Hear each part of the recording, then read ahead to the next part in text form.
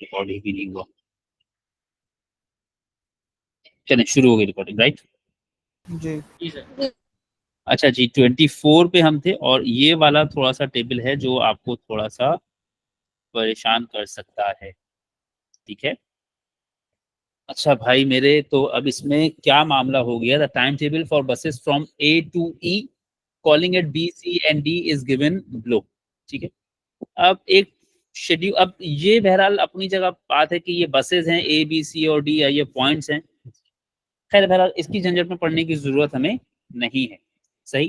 तो अब मिसाल के तौर पे आप ऐसे समझ लें कि बस ए है जो पहली आती है 8:12 पर, फिर 30 मिनट के बाद आती है 8:42 पर, फिर अगले 30 मिनट के बाद जो आती है वो आती है 9:12, यानी वो जो थर्ड कॉलम है वो शो नहीं किया हुआ, राइट। बात समझ में आ रही है? यानी हर बस के लिए या हर पॉइंट पे हाफ एन आवर के बाद एक बस आ रही होती है। जो पहली बस आई थी वो 8:12 पे आई थी, 42 पे आई, फिर 9:12 पे आई, 9:42 पे आई, 10:12 और चलते चलते 17:12 पे यानी कि 5:12 पे आखिरी बस आई थी ए पर, सही। या बस या यूं समझ लें कि बस ए आखिरी दफा जहां भी आती है तो वो 5:12 पर आती है, ठीक है। दोबारा कह रहा हूं कि ये बसेज हैं या ये पॉइंट्स हैं जहां पर बसेज आ रही हैं, ये हमारा मैटर ऑफ कंसर्न नहीं है, सही। फिर बी वाले चीज पे क्या हो रहा है, पहली बस 8:33 पे आई, अब आप उसको बस बी कह लें या आप उसको कह लें कि बी पे जो बस आ रही है, मेरे ख्याल में डेस्टिनेशंस हैं जो मुझे समझ में आता है, सही। अगर आपको कुछ और समझ में आता भी है तो खैर वही बात है कि इसकी हमें फिलहाल इसमें कंसर्न नहीं है, ठीक है। ठीक है, तो अब ये टेबल बीच में से इनकम्प्लीट है, यानी बीच में वो जो 10-12 दफा और आई हैं वो मेंशन नहीं किया हुआ, वहां पर सिर्फ लिखा हुआ है एंड एवरी 30 मिनट्स अंटिल 17:12, सही है। यानी कि इसी तरीके से शेड्यूल चलता रहेगा और बसेस हर 30 मिनट के बाद आती रहेंगी, ठीक है। अगर वो पूरा टेबल बनाते तो डेफिनेटली वो अच्छा खासी लंबा चौड़ा टेबल बनता, वो शायद पूरी जगह में आता भी नहीं, ठीक है। तो इसलिए बीच में उन्होंने ये लिखा हुआ है एंड एवरी 30 मिनट्स अंटिल 17:12। ये बात सही हो गई? जी सर। ठीक है, यानी कि अब इस बीच में तीसरा कॉलम भी है, चौथा भी है, पांचवा, छठा, सातवां, आठवां, सो ऑन अंटिल 17:12। अब वो कितने कॉलम्स है वो बनाएंगे तो पता चलेगा, वो बनाने की जरूरत नहीं है। अब पहले पार्ट में तो कह रहा है how many minutes does each journey from A to E take. अब अगर किसी ने ए से स्टार्ट किया और वो ई पे पहुंचा है, ठीक है, तो ये पॉइंट्स ही हो गए ना। यानी पहला पॉइंट है ए, वहां पर पहली बस आई थी 8:12 पे, दूसरी बस आई थी 8:42 पे, ठीक है, तीसरी आएगी 9:12 पे पॉइंट ए पे, सही है। फिर वो जब वहां से चलेगी बी पर पहुंचेगी तो जो 8:12 पे चली थी वो बी पे 8:33 पे पहुंच जाएगी। ये बात सही हो गई? जी सर। जी सर। तो अब वो पूछ रहा है कि कोई सी भी बस ले लो, वो वाली बस ले लो जिसने जो ए से 8:12 पे चली थी, वो ई पे कितने बजे पहुंची होगी? 9:20। 9:20। या वो बस ले लो जो ए से 8:42 पे चली थी, वो ई पे कितने बजे पहुंची होगी? 9:50। 9:50। यानी आप कोई सा भी एक कॉलम उठाइए तो उसमें थ्रू आउट सेम तरीके से चीजें अकर हो रही हैं। तो पहला सवाल तो बड़ा आसान सा है, how many minutes does each journey from A to E take. A से जो बस 8:12 पे चली वो ई पे कितनी देर में पहुंची, सही। 68 मिनट्स। तो मैंने ये दो टाइम्स ले लिए और इन दोनों का डिफरेंस ले लिया। 8:12 मेरा डिपार्चर टाइम हो गया, 9:20 मेरा अराइवल टाइम हो गया, इन दोनों का डिफरेंस ले लिया तो ये हो गया 68 मिनट्स, सही। ये बात सही हो गई? जी सर। फिर उसके बाद अब पार्ट बी है। पार्ट बी में जिस टाइम का जिक्र हो रहा है वो वाला शेड्यूल आपको अपेयर नहीं हो रहा, सही। Sharon has an appointment at D. Sharon की अपॉइंटमेंट है डी पर कितने बजे? 3:30 PM पे। अब एग्जैक्टली 3:30 PM पे कोई बस डी पे पहुंच रही है कि नहीं पहुंच रही वो देखना पड़ेगा। अब जरा डी का शेड्यूल देखें। डी पे जो बस आ रही है, पहली बस जो आई थी डी पे वो 9:05 पे आई थी, सही है।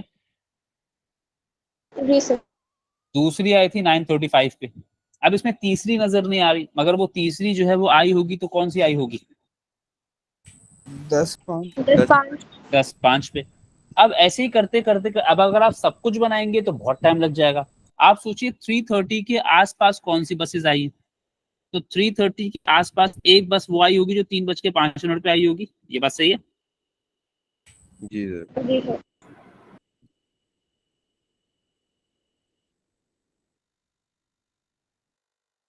तो नहीं लिख रहा, वो मैं थोड़ा सा आगे करके लिख रहा हूँ।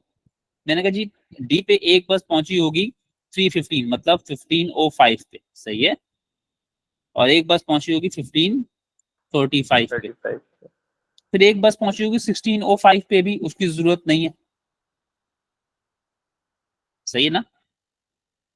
जी सर। 15:05 से पहले एक बस पहुंची होगी, वो 14:35 पे पहुंची होगी। मैंने सब कुछ नहीं लिखा, सही, मैंने अपने अंदाजे के मुताबिक ये वाला 2 कॉलम लिख लिए। समझ आ रही है बात? सिर्फ यही 2 कॉलम लिखे जी मैंने। अच्छा, अब उसको 3:30 पे इंटरव्यू है, तो वो कौन से वाले टाइम पर पहुंचे? 3:05 पे पहुंचे या 3:35 पे पहुंचे? 15:05 पे। यानी आपको सिर्फ 15:05 का काम। अब ये 15:05, अच्छा वो चली कहाँ से है? सारा का अपॉइंटमेंट डी पे। What is the latest time she can catch a बस फ्रॉम बी? बी से चलेगी वो। अब बी पे पहली बस निकली थी 8:33, सही, उसके बाद 9:03 पे, सही है, ये बात सही है? जी सर।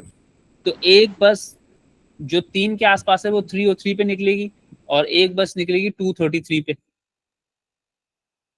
सही। जी सर। जो 2:33 पे निकली होगी वो पहुंची होगी 15:05 पे, या जो 3:03 पे निकली होगी, सॉरी 15:03 पे निकली होगी, वो पहुंची होगी 15:05 पे। सर 9 ये 8:33 वाली होगी ना? हाँ 8:33 मतलब 8:33 सुबह 8:33 वाली 15:05 पे पहुंचना है, बी से चली है। तो अंदाजे से बताओ कि एक बस बी से जो बसेस निकल रही हैं वो 14:33 पे भी निकली होगी एक बस, और एक बस निकली होगी 15:03 पे। जो 15:03 पे निकली होगी, क्या उसने 15:05 पे पहुंचाया होगा? नहीं नहीं सर। 14:33 वाली ही होगी 14:33 जिसने इस टाइम पे आपको पहुंचा, उस टाइम से पहले पहुंचा दिया होगा, सही है। अच्छा, एक तो ये तरीका है, एक और तरीका भी है। आपने अपना टाइम लिख दिया कि वो कितने बजे डी पे पहुंचे, वो 15:05 पे पहुंचे, क्योंकि इसके बाद वाली जो बस है वो 15:35 पे पहुंचा रही है, सही है। जी सर। और इससे पहले वाली जो बस है वो 14:35 पे पहुंचा रही है, तो 14:35 पे पहुंचा के भी कोई फायदा नहीं है, और 15:35 पे तो लेट ही हो जाएगी वो, सही है। सही। अच्छा, अब बी से डी पे पहुंचने में टाइम कितना लग रहा है वो यहां से देख लो।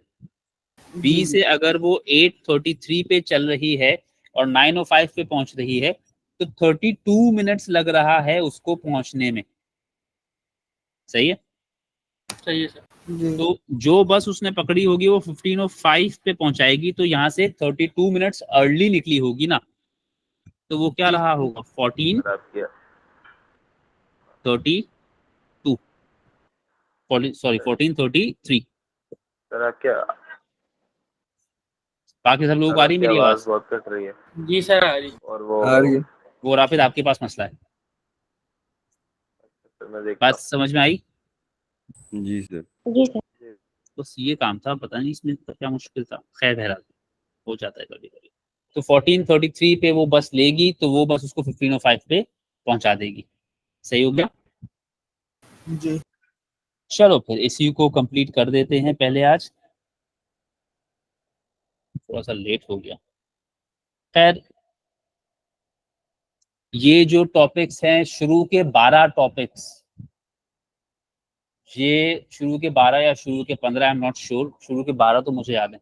ये आपके नेग्लेक्टेड टॉपिक्स हैं, आमतौर पे बच्चा इनको गो थ्रू नहीं करता हमारा। 11th का बच्चा तो खास तौर पे नहीं करता, वो तो इसी कॉन्फिडेंस में मर जाता है कि मैं 11th का बच्चा हूँ, मैं क्यों पढ़ूंगा बैठकर अलजेब्रा, मुझे तो सब आता है। और याद रखना सबसे ज्यादा गलतियां अलजेब्रा में होती है हमारी। सबसे ज्यादा मार्क्स अलजेब्रा में लूज करता है हमारा बच्चा। वजह उसकी ये है कि वो देख के ही नहीं जाते सिरे से, शुरू के 12-15 टॉपिक्स देख के ही नहीं जाते। मैंने लिस्ट पूरी शेयर की हुई ऑर्डर में आपके साथ, उन टॉपिक्स को देख लीजिए। किसी भी टॉपिक को ये मत मानिएगा कि आपको उसमें कोई चीज भी ऐसी नहीं है जो परेशान करेगी, और जब आखिर में जाकर देखते हैं तब तक बहुत देर हो जाती है। तो इसलिए देख ले उन चीजों को। जो मोटे मोटे टॉपिक्स हैं वो तो सारी दुनिया, यानी कि अगर आप यूट्यूब पे भी सर्च करेंगे ना, आपको कंटेंट मिल जाएगा उन मोटे मोटे टॉपिक्स पे। इन छोटे छोटे टॉपिक्स पे तो लोग मेहनत भी नहीं कर रहे होते, ना करवा रहे होते, और उसमें ये सब आता निकल के। खैर, अब उसके बाद क्वेश्चन नंबर 20। अब सिर्फ लंबे लंबे पढ़ने वाले सवाल हैं, ठीक है। मुझे नहीं लगता कि कोई बहुत मुश्किल बात इसमें होगी, लेकिन चलो कर लेता हूं मैं discuss. Carl spent 10 minutes on his English homework. He spent 3 times as long as his mathematics homework as on his English homework. अच्छा जी, इंग्लिश पे कितना टाइम लगाया उसने? 50 3 मिनट। 3 मिनट्स। इंग्लिश में 3 मिनट्स लगाए, ये तो सवाल ने बता दिया। He spent 3 times as long on his mathematics homework as on his English homework. Maths पे कितना टाइम लगाया होगा उसने? 3T 3T 3T। सही है, तो मैथ्स पे उसने लगा दिया आपका 3T। यहाँ तक कोई कंफ्यूजन नहीं। ठीक है। अच्छा, उसके बाद he spent a total of 2 hours 20 minutes on his English and mathematics homework all together, यानी कि दोनों पे मिलाकर उसने कितना टाइम लगा दिया है? 2 hours 20। 2 hours 20, यानी दोनों का मिलाकर, इंग्लिश एंड मैथ्स दोनों मिलाकर, इंग्लिश एंड मैथ्स दोनों मिलाकर एक्चुअली कितना हो गया? 40। 4T। 4T यहाँ हो तक जाएगा। तो मेरे ख्याल में कोई बहुत मुश्किल बात नहीं है। जी सर। नहीं सर। सही है। फिर उसके बाद कह रहे हैं write down an equation two represent this information and hence find the value of T.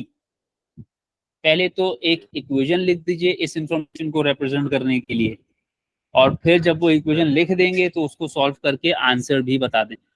तो अच्छा, आंसर मुझे अच्छा ये नहीं मेंशन है कि टाइम में चाहिए, मिनट्स में चाहिए टाइम के आवर्स में चाहिए, तो बेहतर है कि मिनट्स में ही कन्वर्ट कर लें। नहीं सर, उसने सही है बोला ना? हुआ है ना 10 मिनट्स। हाँ, तो मिनट्स में हो गया ना, हाँ, तो मिनट्स में देना होगा। तो है T plus 3T, T plus sir 3T is equal to, फिर 140 मिनट्स कर देता हूँ उसको। सही है, ये मेरी इक्वेशन हो गई। जी सर। सही है, फिर इस इक्वेशन को सॉल्व कर लीजिए। पहले तो आपने इक्वेशन लिखी, 1 नंबर आपको इक्वेशन का मिल गया, फिर आपने उसको सॉल्व करके आंसर बता दिया, तो आपको दूसरा नंबर उसको मिल जाएगा। तो टी की वैल्यू आपके पास हो गई 35 मिनट्स। सही है बात? जी सर। ये आसान सा सवाल था। खैर, अच्छा उसके बाद क्या है भाई? Saba is filling a tank with water. It takes 20 minutes to fill the empty tank when the water flows at a rate of 2.4 liters per minute. Calculate the time it will take to fill the empty tank if the water flows at a rate of 4 liters per minute. चलो कैसे? Proportion वाला। Proportion से भी शायद कर सकते हो, लेकिन मेरे ख्याल में कुछ और भी है इसमें। मुझे नहीं लगता प्रोपोर्शन से करना चाहिए सवाल।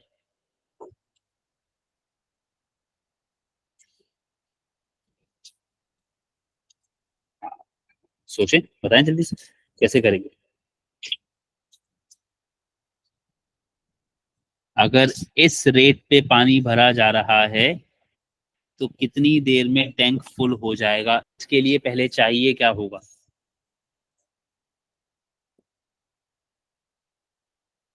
हमें ये ढूंढना है टैंक कितने लीटर का होगा। पहले आपको कैपेसिटी ऑफ द टैंक ढूंढनी है। वो कैपेसिटी ऑफ द टैंक ढूंढने के लिए आप क्या यूज करेंगे? कौन सा डेटा? ऊपर वाला सर, 2.4 मल्टीप्लाई बाय 20 कर दूंगा। आप ये वाले डेटा से पहले टोटल कैपेसिटी मालूम कर लेंगे, ठीक है। 1 मिनट में 2.4 लीटर भरा जा रहा है, 20 मिनट्स तक आपने 2.4 लीटर एवरी मिनट भेजा, तो आपको टोटल कैपेसिटी पता लग जाएगी। तो आप पहले क्या करें, कैपेसिटी ऑफ द टैंक या total volume of the tank, जो भी कहें वो आप पता कर लें।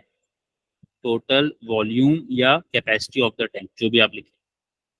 तो total volume of the tank पता किया मैंने, वो कितना आ गया? 20 multiply by 2.4 which means 48 litres. सही है। अब उसके बाद है time taken to fill the tank at a rate of 4 litres पर मिनट। ठीक है, तो उसको आप कह लीजिए मिसाल के तौर पर रिक्वायर्ड टाइम।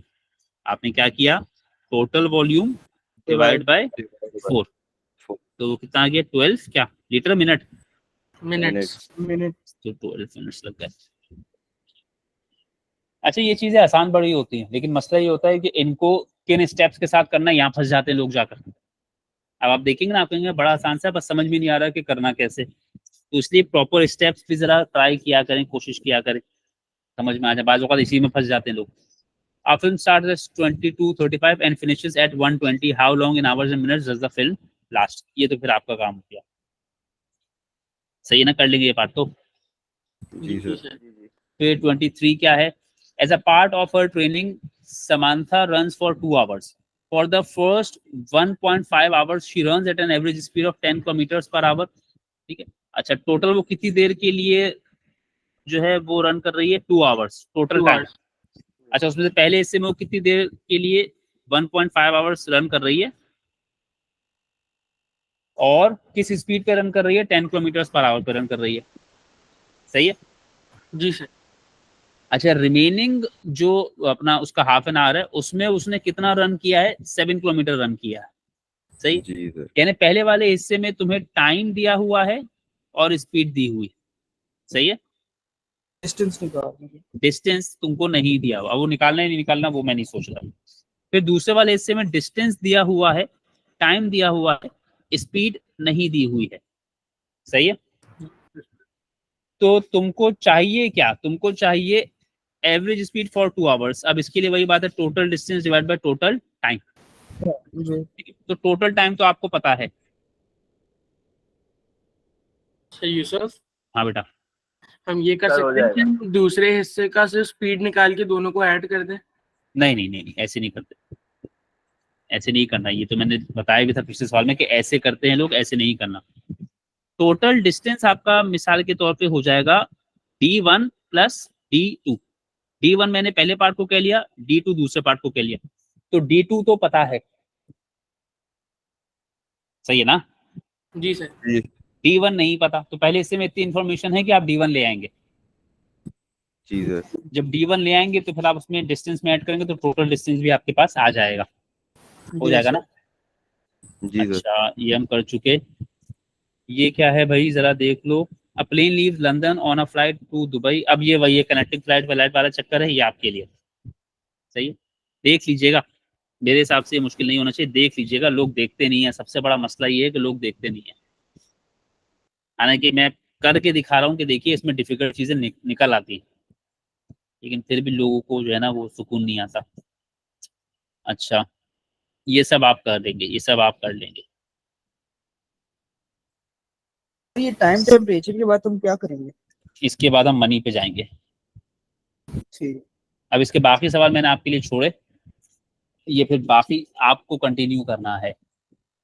सही है, इसमें और थोड़ा बहुत 4-5 ही सवाल हैं, इसको अभी हाथ क्या देख लीजिएगा क्लास के फौरन बाद में देखने के लिए सोच के बैठे होंगे, तो बाद में आपका मुझे नहीं पता, मेरे प्लान में तो बहुत कुछ आपसे करवाने के लिए।